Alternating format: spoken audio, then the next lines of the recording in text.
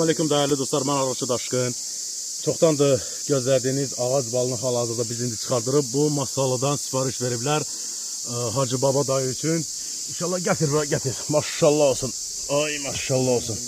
Allah buna bərəkət versin değerli dostlar. Ağacın qoğuşundan vəhşi bal buna deyirlər. Gətir bak. Bunu bir dənə tut. Bu hala arının balasıdır ama burası ise bu nayəsi bula şandır. Gətir. Ay maşallah olsun. Bak. Balın bir dənə keyfiyyətinə baxın değerli dostlar. İnsan əli dəyməyə. Bəli, vəhşi bal buna deyirlər.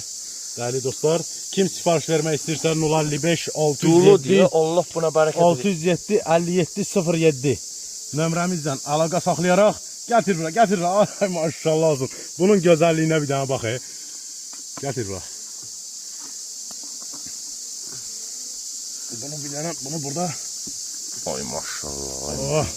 Bunu yemək lazımdır. Bunu burada çıxıb burada yeməsən bizə haram olar. Tam çıtıydı ya. Allah buna bərəkət versin değerli dostlar. Bir dənə bax dolu de bu. Hala o tarafta da var. Baba dolu de, ağac doludur balla. Bir 32 kilo yaxına burunda bal var. Biraz da çox. Gəl buranı çək maşallah olsun. Bura. Biz bu arıları evə apararıq bizi bundan sonra değerli dostlar.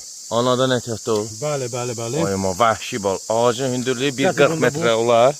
Aşağıdan tut bunu. Bunun ballan hissəsini kəsim. Ay maşallah olsun. Buradan da tut. Ağladır bu. Bak bu nayəsi doludur. Çok sağ olun değerli dostlar, teşekkür ederim. Mesela İləm. Cana bakar. Akınka, tarba. Akınka şampiyon.